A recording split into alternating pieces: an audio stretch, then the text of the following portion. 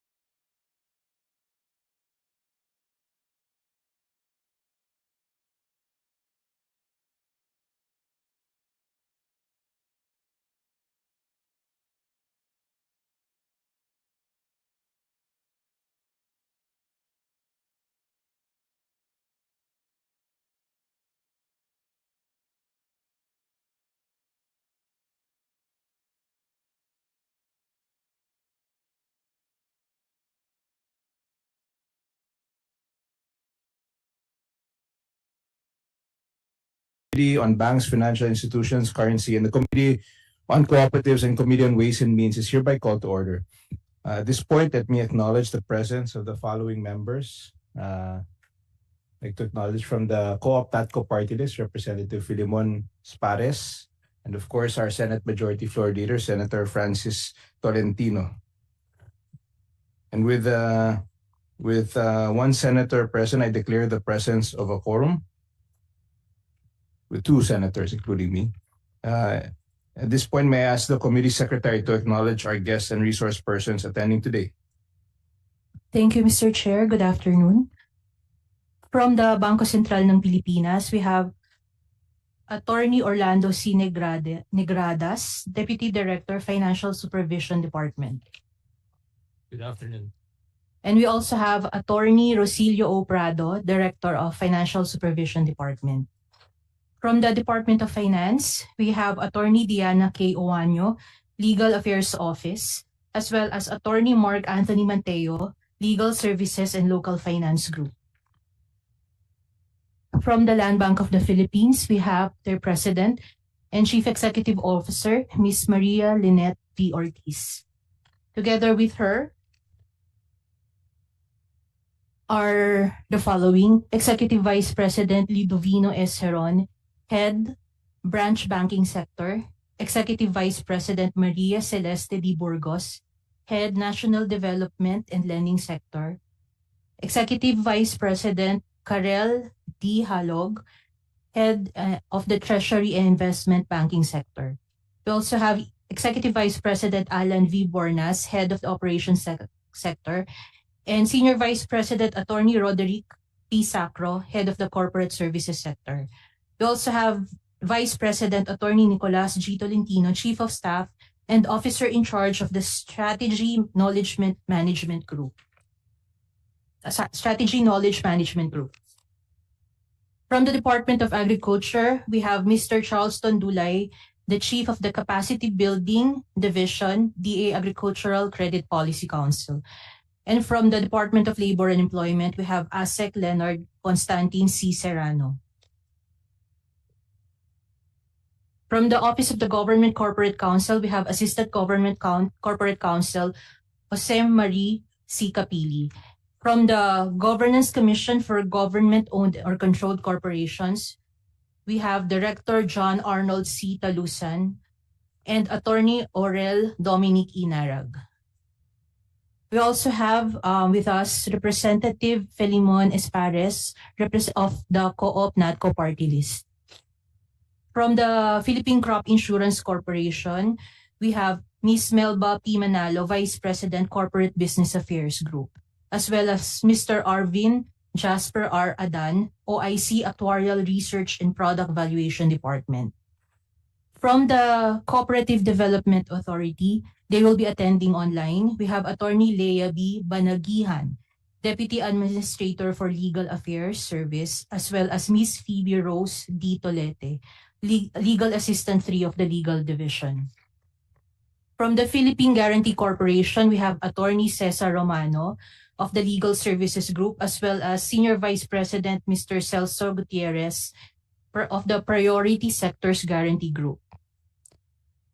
From Bangko Op, we have Attorney Michael M. Borigas, as well as Maclodian B. Roldan. That's all, Mr. Chair. For today's hearing, the committee will discuss the following legislative measures for the registration, regulation, and operation of cooperative banks. Senate Bill number 608, an act providing for the registration, regulation, and operation of cooperative banks by Senator Mig Zubiri and Senator Joel Villanueva.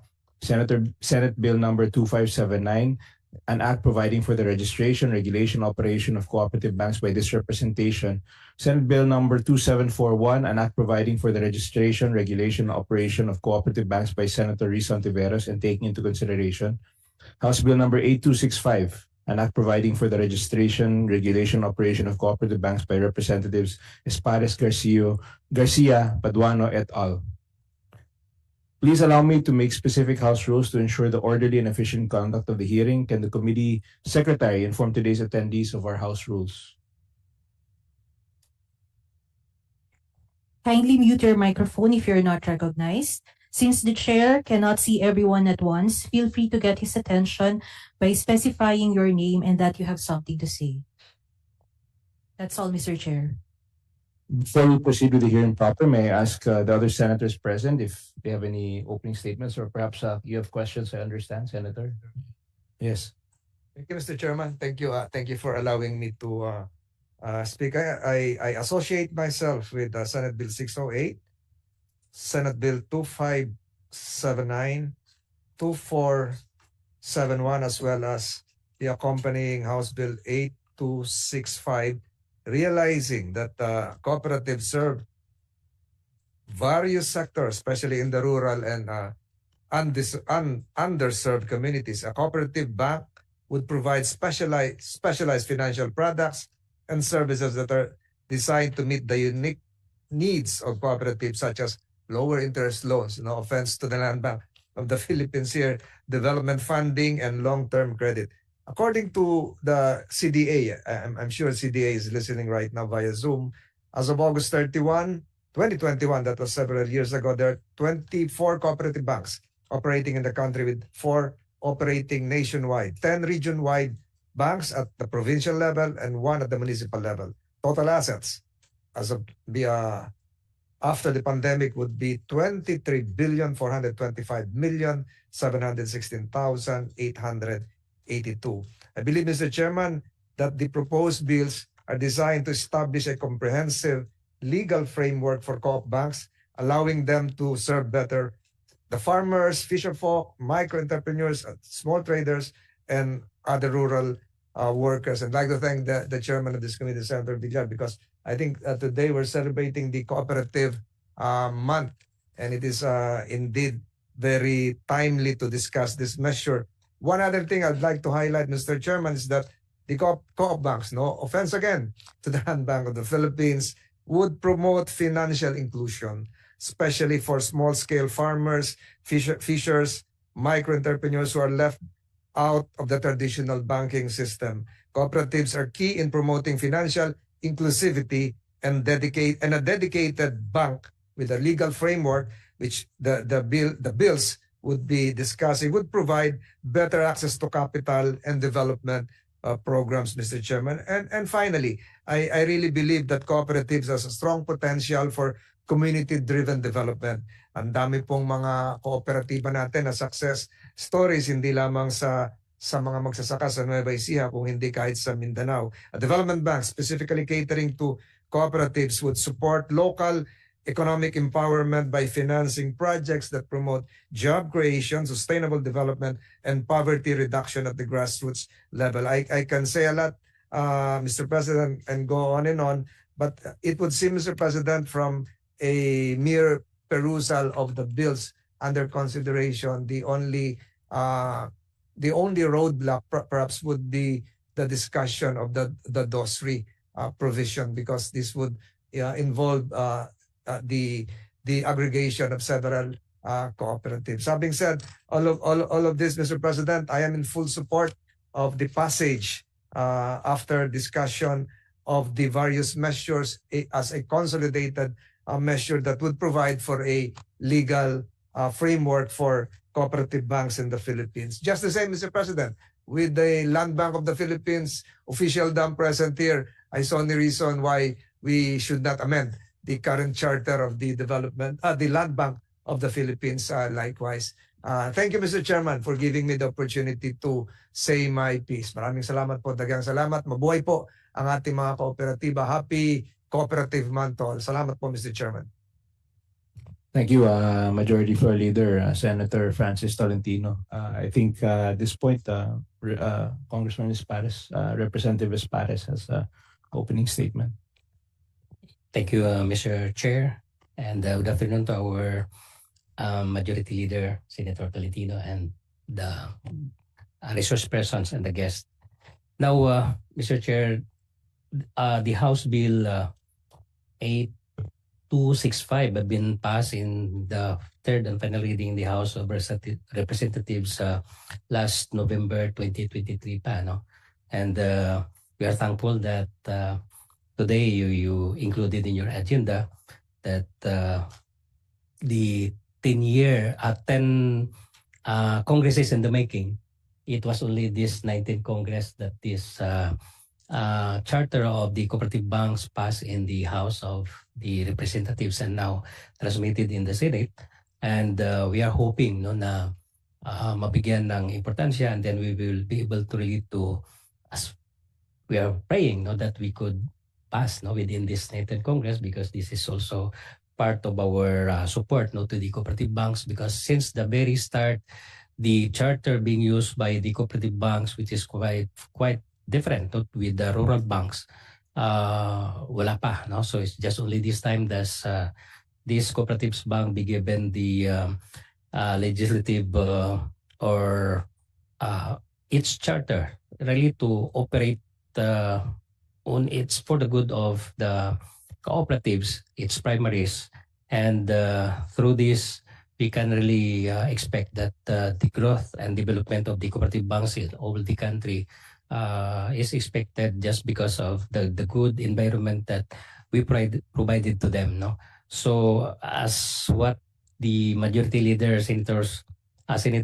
Tolentino said, it is very important and crucial, and might be, Mr. Chair, something that is quite different from our version of the House and the rest of the Senate version with regards to the those three, on the primary cooperatives transactions.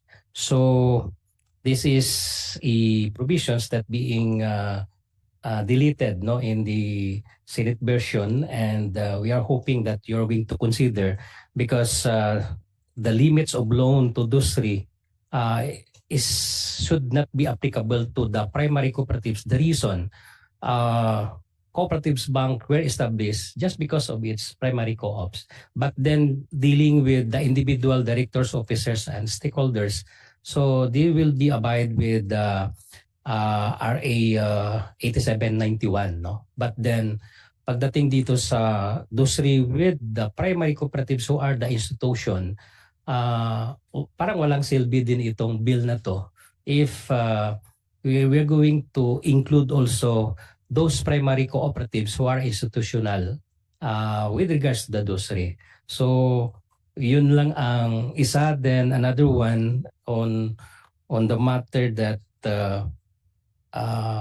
other financial technology services such as digital lending and payments and digital wealth management, among others, which is we have discussed it with BSP last time in the House of Representatives during our deliberation, that it should be always approved by the BSP. No? So I again manifest, Mr. Chair, to include no this provision in a way that is still subject no for the BSP approval. So we have made an agreement on this. So that's the only two important. I know another one with regards to foreign cooperatives, because we wanted that cooperatives also will open their window, because from the very start cooperatives are included in the negative list of foreign investment. So that's why cooperative banks also will be given this opportunity and allowed to engage with foreign cooperatives who wanted to part no, of the operations of our cooperative banks here, as long as they are cooperatives in other country, Mr. Chair. So that's all, Mr. Chair, and we are hoping, and thank you for this time that we able to open and deliberate this proposed measure. Thank you. Thank you very much. And at this point, I'd like to take this opportunity to extend my thanks to our stakeholders in the public and private sectors who are with us today for this dialogue on the regulation of cooperative banks. Through the Philippine Cooperative Code of 2008, the cooperative sector has played a huge role in delivering financial services to rural areas, especially through the extension of loans and credit to marginalized communities. As of today, there are 21 cooperative banks according to the Bangko Sentral ng Pilipinas. Malaki ang naging tulong ng cooperative banks dahil naging accessible at inilapit sa ating mga kababayan na nasa malalayong lugar ang serbisyo ng mga bangko. Sa pamamagitan ng mga cooperative bank, mas napadali ang pagpapautang sa pamamagitan ng mga loan programs sa mga miyembro ng mga kooperatiba. As of June 2024, cooperative banks have a total loan portfolio of 20.11 billion pesos and total assets of 28 billion pesos. For the same period, they also reported a total operating income of 1.3 billion pesos and a net profit of 233.372 million pesos. Given these facts, it is a must that we revisit the legal and policy framework of cooperative banks to ensure that the resources and functions remain in sync with the current trends and demands of the financial system and the country's socio-economic landscape. It is necessary to strengthen our cooperative banks to increase accessibility for member cooperatives situated in far-flung areas, particularly those who are heavily reliant on loans from these cooperative banks. Mas maraming magsasaka, mangingisda, micro-entrepreneurs, small traders, at iba pang mga rural workers ang matutulungan nito dahil mabibigyan natin ang mga cooperative bank ng mas maraming resources na may babahagi nila sa ating mga kababayan sa pamamagitan ng maayos na regulations. Sa pamamagitan ng bill na ito, ating inaasahan na mabibigyan ng mas maraming pagkakataon ng ating mga kapwa Pilipino na ipagpatuloy ang kani-kanilang mga personal at business endeavor, lalong-lalo na sa mga lugar na lubos na kailangan ng access sa efficient and reliable financial infrastructure. To give us an in-depth look or outlook of cooperative banks and stakeholders, let us recognize our resource persons for their presentation. So, at this point, please proceed. But I think, you want to ask? Please proceed with the presentation. Bangkok. Yes. Federation of Bangkok. Yeah, yes. Your Honor, good afternoon. I am Attorney Mikel Rodriguez, the chairperson of Bangkok. Allow us to present the rationale for enacting the Cooperative Banking Act. We in the co-op banking sector really believe that there is a need to provide a more structured and supportive regulatory environment for cooperative banks. Given the significant role these banks play in rural development and financial inclusions, and the bills seek to ensure the cooperative banks can thrive, remain stable, and provide a reliable services. The ultimate goal is to support the growth of the cooperative sectors, to stimulate the local economies, and to enhance the financial access for the marginalized group, Your Honor.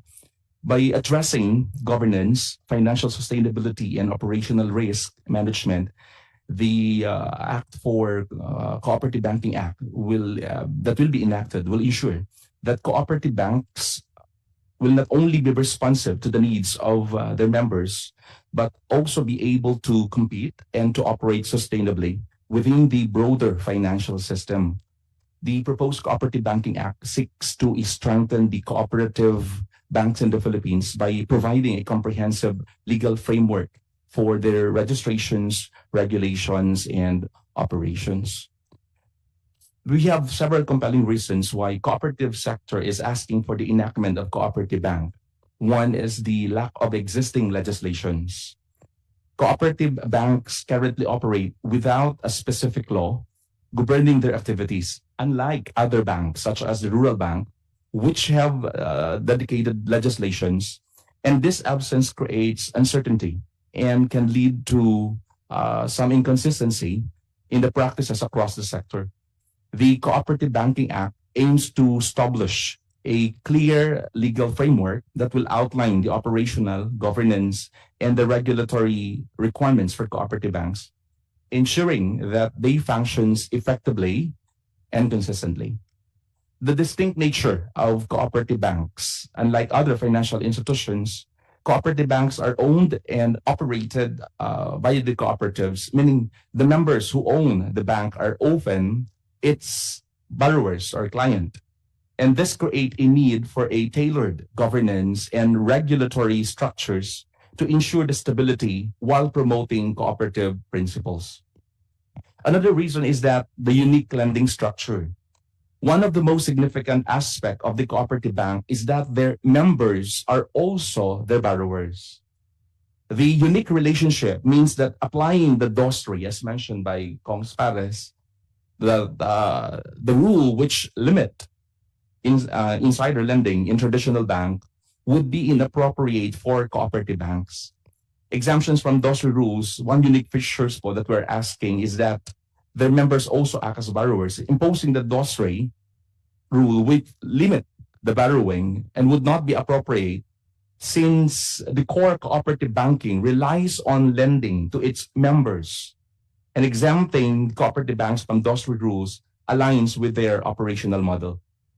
Exempting them from these regulations allows the bank to operate within their community-focused model while still promoting responsible lending practices.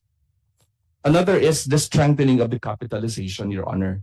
The Act includes, we are asking to include provisions to strengthen the capitalizations of cooperative banks. And by establishing a clear capitalization requirements, cooperative banks can ensure financial stability, allowing them to support their members' needs effectively and respond to economic challenges. Adequate capitalization is very crucial po in building member trust and enhancing banks' ability to provide the loans and other financial services. Another is the investment opportunities. The cooperative bank that we're asking is that for us to invest in allied undertakings, reinforcing the principle of cooperations among cooperatives. This provisions enables cooperative bank to diversify their investment portfolio, which can lead to improve the financial performance. It also facilitates collaborations within cooperative sector by encouraging cooperative banks to invest in insurance cooperatives, healthcare cooperatives, and other supportive entities that serve their members. Another reason is that we're asking for is that investment in allied undertakings. The act that we propose is that it allows cooperative bank to invest in insurance cooperatives, reinforcing the principle again of cooperations among cooperatives. And these provisions will ensure that cooperative banks can diversify their investment portfolios and support the fellow cooperatives. Also, the bank deposits for insurance cooperative. To resolve the issue of insurance cooperatives withdrawing deposits from cooperative banks toward the end of the year and transferring them to commercial bank, the act that we're proposing is that the insurance commissions recognize deposits in cooperative banks as part of an insurance company's financial assets, and this would prevent the withdrawal of funds and ensure cooperative banks retain the deposits year-round. Another is the financial inclusions. By providing a structured environment for cooperative banks to thrive, the act supports the broader goal of financial inclusions. Cooperative banks often serve rural and undeserved communities where access to traditional banking services is limited. And by empowering this bank, the act aims to enhance the access to credit and saving options, ultimately contributing to economic development in marginalized areas. For privileges and incentives, the act that we are proposing is an act that cooperative banks be granted the same privilege and incentives provided to rural banks under Rural Act 1992 or the Republic Act number 7353. This would create a level playing field between the cooperative and the rural banks, allowing the former to access support and benefits that enhance their operations. Also, the expanded power of the cooperative banks. We are asking for that expanded power to invest in equities of allied undertakings, broadening their financial capabilities. This includes investment in various industries such as the leasing companies, the credit card companies, stock brokerage and securities dealership firms, the foreign exchange dealers, insurance cooperative aligning with principle of cooperations among cooperatives, and the printed companies, healthcare cooperatives, and water service cooperatives. And lastly, the alignment with the national goal. The Cooperative Banking Act, we believe, will align to the national development goals by promoting inclusive growth and enhancing the cooperative sector role in the economy. By enabling cooperative banks to operate effectively, the Act supports initiatives that foster community development, local entrepreneurship, and sustainable economic practices. In summary, as we ask for, the enactment of Cooperative Banking Act is imperative to address the unique challenges faced by cooperative banks in the Philippines, and by establishing a dedicated legal framework, ensuring a sound governance, and promoting financial inclusion, the Act will empower cooperative banks to play a crucial role in the country's economic development, ultimately benefiting their members and the communities they serve. Salamat po, Your Honor. Thank you very much. So at this point, we have some questions we'd like to ask. Sinasabi po ng mga co-op bank ay malaking tulong po sa mga kababayan natin magsasaka, mangingisda, micro-entrepreneurs, small traders, at iba pang rural workers. Ano-ano mga loan program at iba pang project na mayroon para sa mga sector na ito? Well, we have different loans for agriculture, Your Honor. Mayroon din po tayong iba't iba for the rural side. And particularly nga po, since the members are the primary cooperatives, yun pong na nasa mga laylayan, underserved, and we are really catering to these members and our customers, Your Honor. Importante po sa committee natin na makarating sa kanila itong financial services at financial infrastructure. Kaya sinusuportan ko po ang bill na ito para gumanda ang serbisyo sa ating mga marginalized sectors. So another question is yung it would seem that the co-op banks, there might be some overlap regarding the jurisdiction of the BSP and the CDA. So can you clarify kung may nakikita ba kayong mga overlaps, and if so, how will you address these? Okay. Among the overlapping, Your Honor, for example, let's say pagdating sa audit committee, the CDA is saying that the audit committee must be elected by the General Assembly. But the BSP is saying that the audit committee, for example, should be a board level and not a separate. And actually, that is already a confusion on our part. Also, another aspect is the CETF, even the CETF, because as granted by CDA, we under 9520, we are allowed to, but under the BSP, it should be an expense outright and not to be separated. So those are among the issues on lapses on the rule between the BSP and CDA. In the TWG that we had before, they're saying that in order to resolve the issue, the BSP should govern on the operations of the cooperative bank, while the CDA is more on the regulations as for example, the beginning as it been allowed to or given the authority to operate. In terms of mandate, co-op banks are very similar to rural banks, no? In terms of what they to provide credit facilities to farmers and merchants, cooperatives. How would you see, would you see any differences between the mandates of a rural bank as opposed to a co-op bank?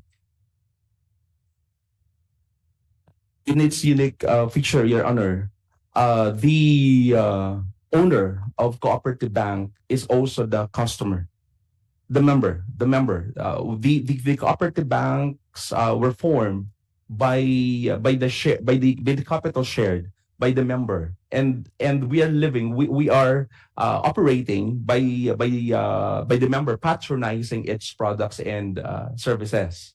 That is why, for example, the DOS rate should not be applied to cooperative banks, because the owner and the members are the customers at the same time. It's very unique features. But the rural bank, the stockholders, the customers, they are serving to different people. But the owner and the customer is the same. Yes, I agree with that point. Because of the nature of co-op banks, it's different. That the members, the whole point is the members, and are also the clients. At this point, Representative Espares, do you have any questions?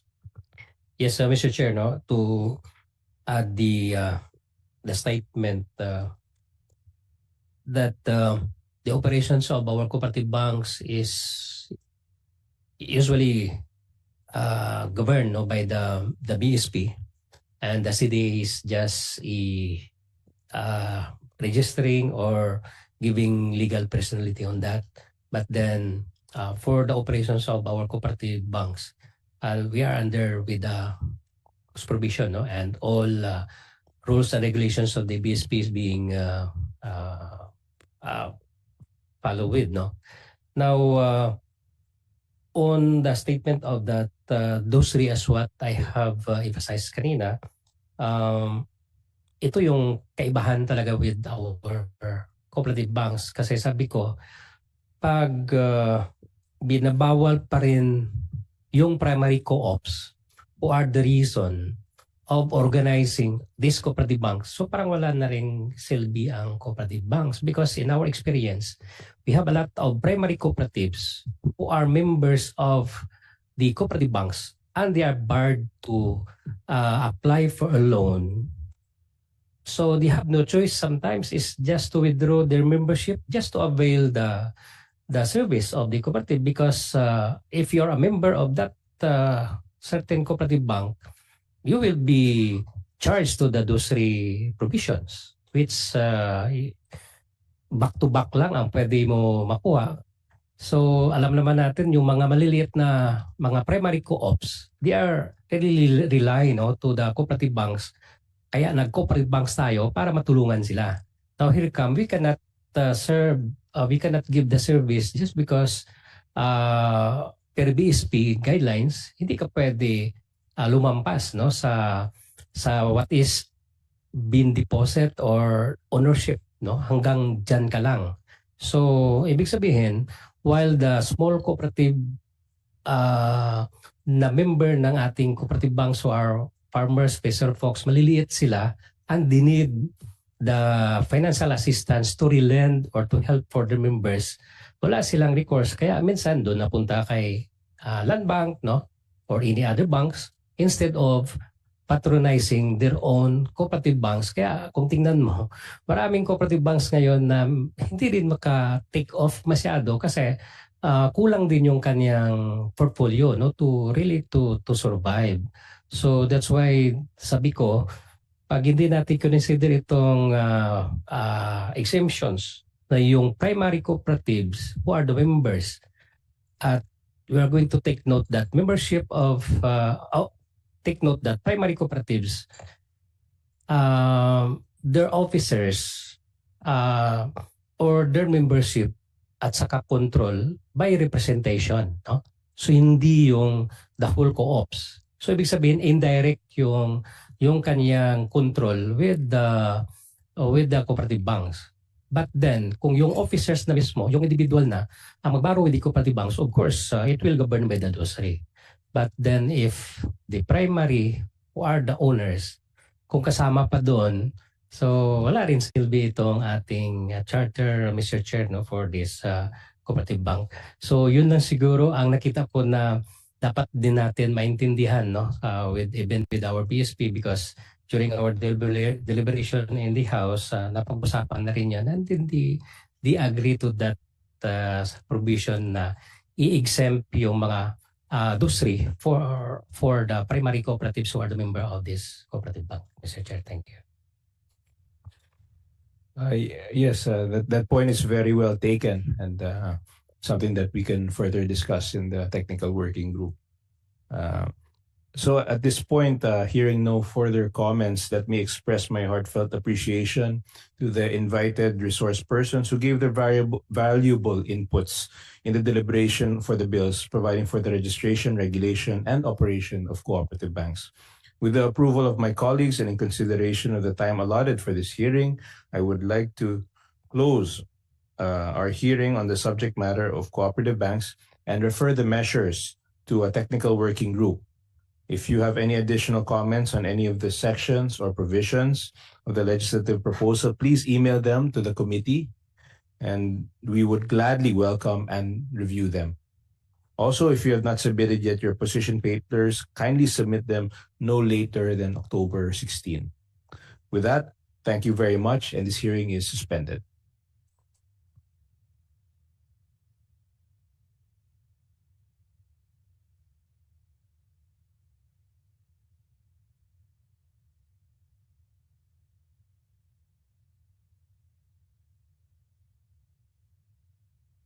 Recording stopped.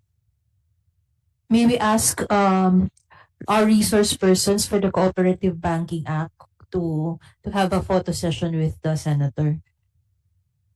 Next na po yung land bank. Sorry, nag-switch.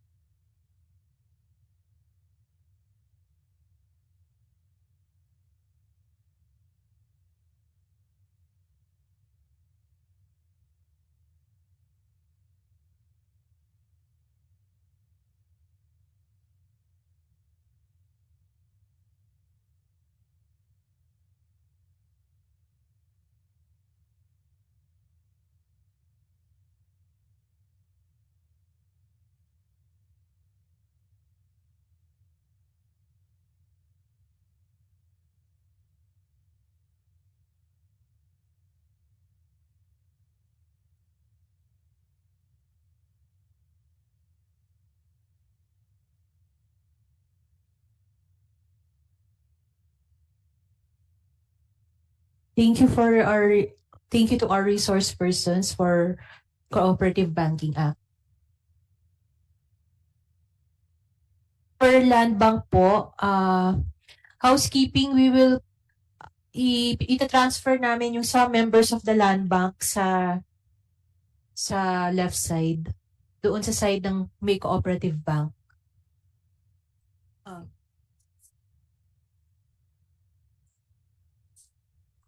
Oo, sige.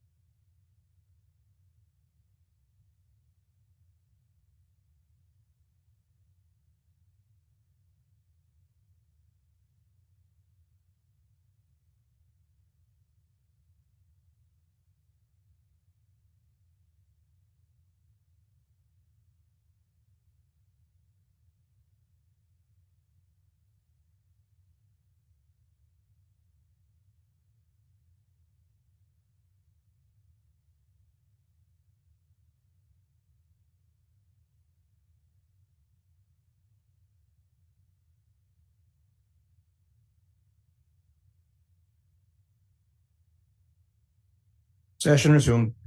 And for next subject matter, this committee will discuss. This committee will discuss the following legislative measures on the charter amendment of the Land Bank of the Philippines. Senate Bill number 123, an act providing for a new charter of the Land Bank of the Philippines by Senator Cynthia Villar, an act providing for a new charter for the Land Bank of the Philippines by Senate President Francis Escudero, and Senate Bill number 2839, an act providing for a new charter for the Land Bank of the Philippines, repeating for the purposes section 74 to 100 of Republic Act number 3844, otherwise known as the Agricultural Land Reform Code of 1963, as amended by this representation. Let me take this opportunity to extend my sincerest thanks to our stakeholders from the public and private sectors who are with us today for this significant dialogue for the development sector of our country. Allow me to share a few anecdotes on our hearing today. The Land Bank of the Philippines has been a vital component in the implementation of the government's policy, spanning from support for agricultural policies to countryside development.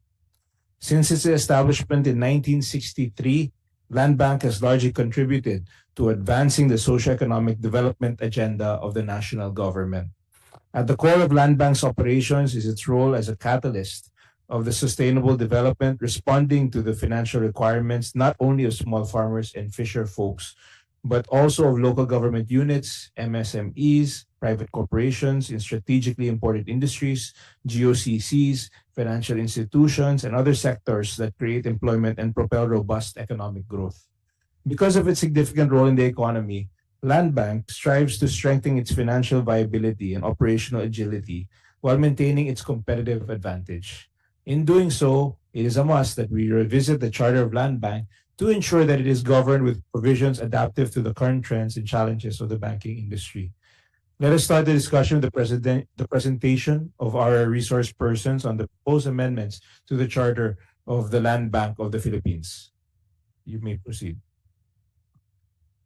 Honorable Chairperson Senator Mark Villar, and esteemed members of the committee, good day. We appreciate the opportunity to share insights on the proposed new charter for Land Bank of the Philippines as detailed in Senate Bills 123, 2760, and 2839. I'm joined by the leadership team of the bank from various sectors who can address questions and comments. This presentation is a broad overview of Land Bank's performance in service of its mandate and touches on our objectives, financials, and the salient points of our request for a new charter. Land Bank's promise, purpose, and goal. Land Bank just turned 61 years old in August, and our journey has been one of continuous evolution.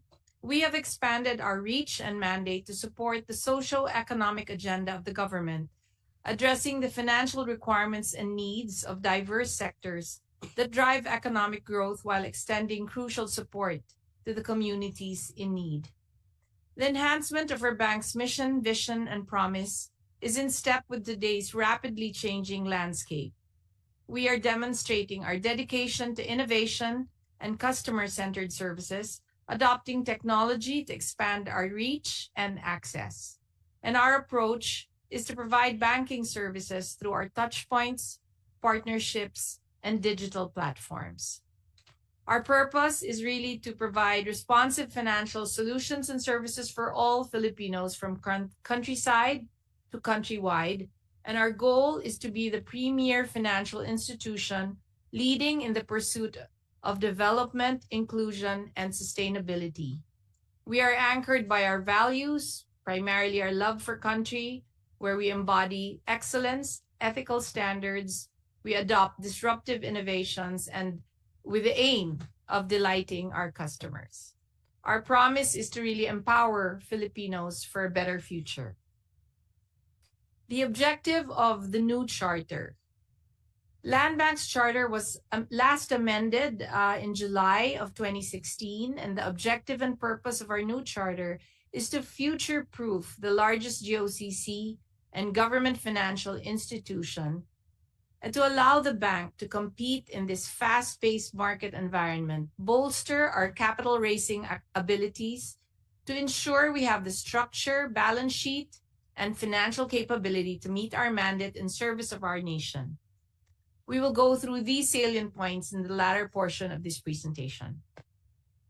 Our performance highlights reflect Land Bank's commitment to balancing financial stability with our social mandate, reinforcing our support for national development. We ended June at 3.3 trillion in assets, 2.96 trillion in deposits, and loans of 1.5 trillion. We achieved our net income at 20.70 billion with a CET ratio of 14.19. This slide really demonstrates over our 5-year history how we've grown based on our compounded annual growth rate, where our net income, we ended the year at 40.3 billion with a CAGR of 22%. Our assets are really holding steady at 3.3 trillion, as with our loans and deposits. We'd like to cover as well our consistency and how we are consonant with Republic Act 11190, which is the support for agriculture, fisheries, and rural developments.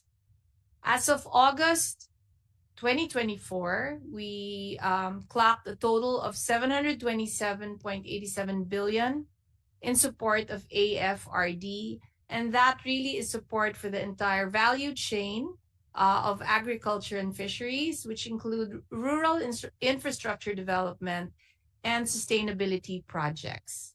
This comprises about 55% of Land Bank's total portfolio. We'd also like to highlight how we support all the priority sectors of the national government. These are primarily the LGUs, GOCCs, cooperatives, and MSMEs. Our deposit profile as well has been quite strong and stable. We have 2.9 trillion in deposits as of June 2024. And the breakdown of that would be approximately 70% government and 30% private. Our charter amendment really aims to provide us more access to liquidity that will help us in terms of establishing a stable core funding base that will support long-term projects for project finance and infrastructure projects. We'd like to cover as well Land Bank's touch points, and these are quite numerous. On top of the 606 branches that we have all throughout the country, we are present in all 82 provinces. On top of that, we have partnerships which are bannered under Land Bank Kasama, and that number's around 1,110. We have, of course, ATMs and partnerships with 7-Eleven, just to ensure that our access, the convenience of banking is widespread throughout the country. What we're quite proud of is our digital banking, where we have provided basically platforms and services that allow us to expand and that allow us to reach our clients in greater scale. On top of that, we have been partners to various government agencies, DICT, HDMF, DSWD, in the distribution of 4Ps for the 4Ps, and also in terms of the overall payments and collections and transaction banking services for many of the government agencies, including the BSP. So in summary, just to provide, an overview of our support to the national government, this year we have remitted 32 billion in dividends to the national government based on our 40 billion of net income last year. We have, of course, also provided equity to the Maharlika Fund. We are the largest lender to LGUs and GOCCs, and as well as the stable and strong partner to national government in the various sectors, including, of course, and more importantly, on agriculture. For financial inclusion, we have been ahead of everyone of most financial institutions in that we have waived InstaPay transfer fees for 1,000 pesos and below. And those fees are free for up to 3 times every day, daily. And we've also lowered our fees for peso net transfer. So this is really in service of our financial inclusion mandate. What we'd like to present here would really be how we're benchmarked against the financial industry. We are top 2 in terms of assets, top 3 in terms of loans and deposits, and in 4th place for capital. Emphasizing the need really for us to catch up and further increase our capital to allow us more fuel to be able to serve the sectors of the country, various sectors of the country. Now I'd like to now pass on the presentation to Attorney Tolentino, who will cover the salient points of the Land Bank Charter. Pleasant afternoon, Honorable Senator Villar. We again would like to express our gratitude to our honorable senators for their efforts in introducing legislation aimed at modernizing land bank. To quote Senator Mark Villar in his explanatory note under Senate Bill 2839, a new charter for land bank is intended to support the enhancement of financial stability, operational agility, and market competitiveness of the bank. A new charter aims to ensure that land bank continues to be a catalyst of sustainable development and crucial sectors that create employment and propel economic growth. Senate President Francis Escudero likewise mentions in his explanatory note under Senate Bill 2760 that the proposed new charter will enable land bank to provide comprehensive support for agricultural and industrial initiatives, foster financial inclusion, and support vulnerable sectors. The Senate President likewise stated that the legislative measure is not merely an update, but a transformative step towards fortifying land bank as an instrument of national development. Now, we can go through the certain key features that are relatively consistent across the Senate bills related to the land bank charter. Now, the objective is that we will have a standalone charter which would solidify land bank's broad mandate to support various sectors, including the entire agriculture value chain, rural development, and financial inclusion. It will allow the land bank to expand sources of capital in order to tap a broad equity capital market, expanding our investor base, and provide agility to support growth. In terms of issuance of bonds, streamlining the process is likewise an objective in order to allow the bank to tap the debt capital markets to provide agility and allow the bank to tap constructive market windows. Increasing the authorized capital stock of the bank will also strengthen operations and government support.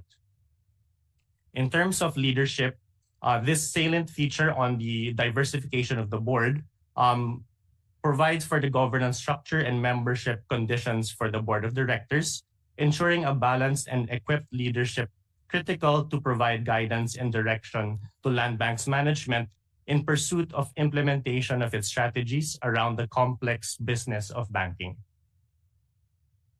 The bills likewise provides for a structured framework supporting better management of the bank's assets. And lastly, one of the key features is to allow the bank to improve synergies and alignment with the across the ecosystem of land bank with its subsidiaries.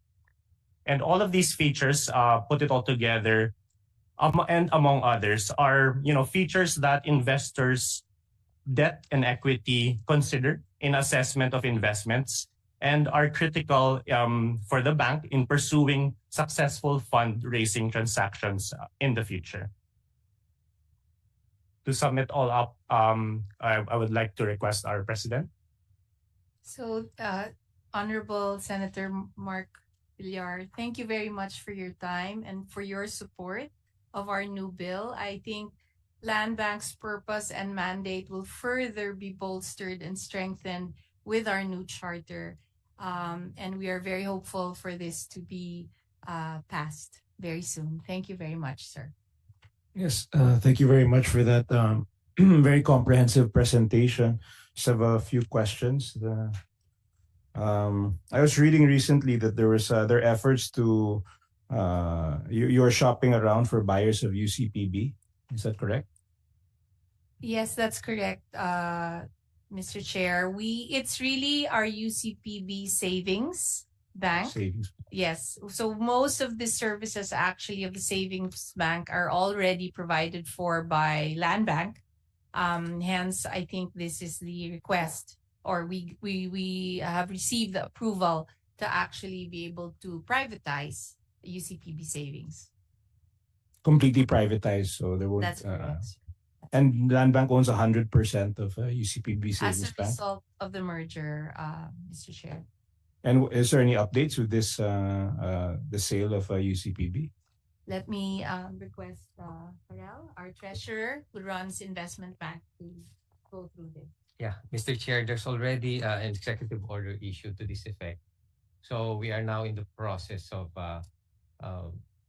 offering it to the public, selecting the prospective buyers.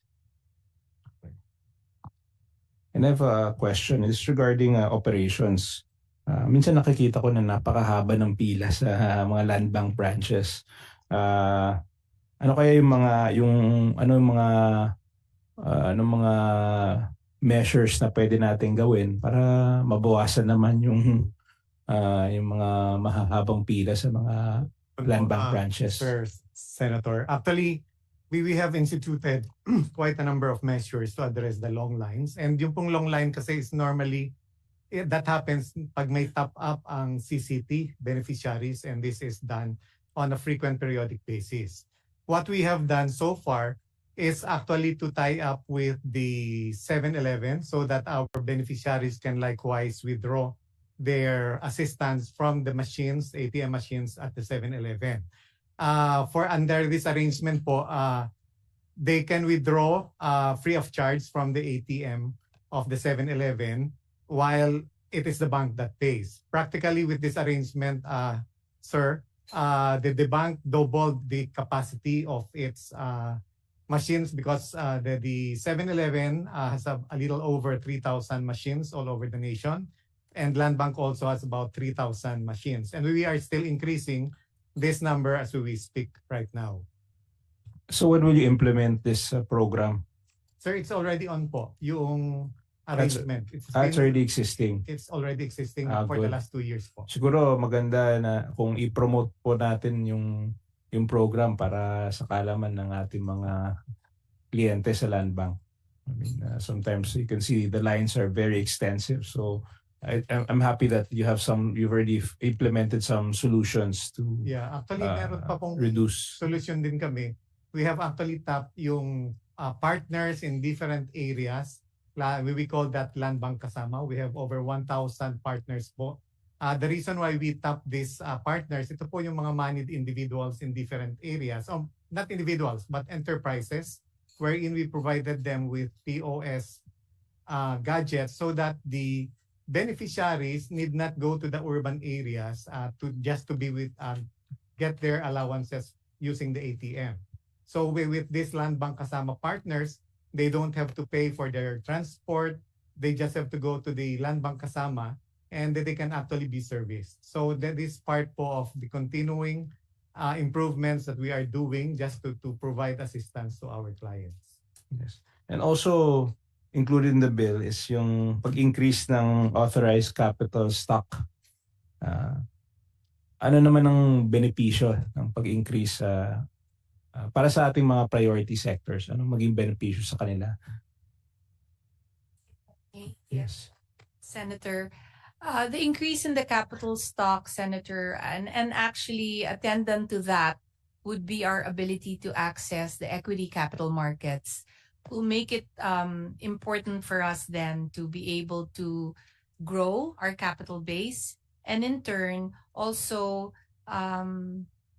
be able to extend longer term funding for projects, because for now, of course, our deposit base is 70% government, 30% private sector. Most of that would be really short term in nature. There is a core deposit base that we have, but in our ability to access both markets, the debt bond markets, where we could probably go 10 years or more, and the equity capital markets, which will be stable base, we would be able to then provide funding for all of these long gestation infrastructure and project finance, energy projects. So which is very beneficial for these marginalized That's right. marginalized priority sectors of the land bank. So that's Thanks. good. And also I noticed that there's a proposal to change the makeup of the land bank board. It designates the NEDA secretary as the new ex officio member and adds 3 independent directors, 1 from the agricultural sector and 2 from the private. Notably, tinanggal po ang requirement na 2 members are representatives ng agrarian reform. So what is the purpose for taking out the representatives of the agrarian reform beneficiaries? And Senator, I think the composition of the board will appropriately, this requested composition of the board will better reflect the diversity of the sectors that we cover. And the ex officio, of course, continues to be the Secretary of Agriculture, the Secretary of Agrarian Reform. We were hoping NEDA then, of course, would likewise be there to then take a broader view in terms of the overall socioeconomic development priorities of the country. The agrarian reform beneficiaries, I believe, are already best represented by the Secretary of DAR.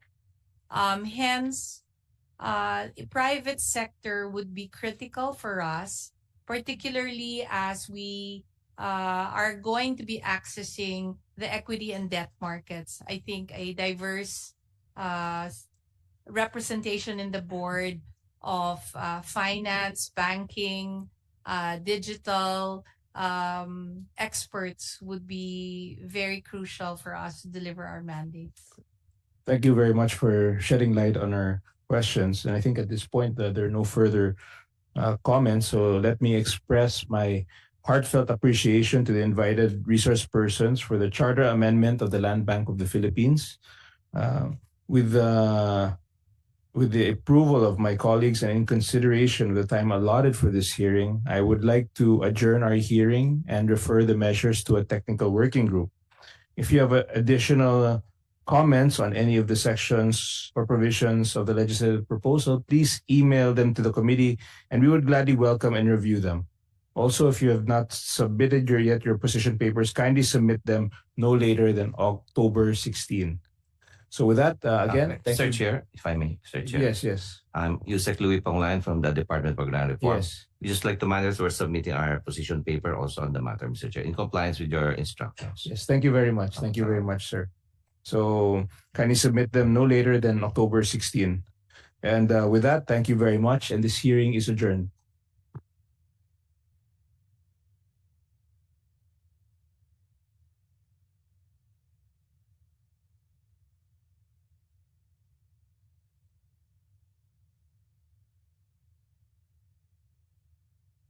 Recording stopped.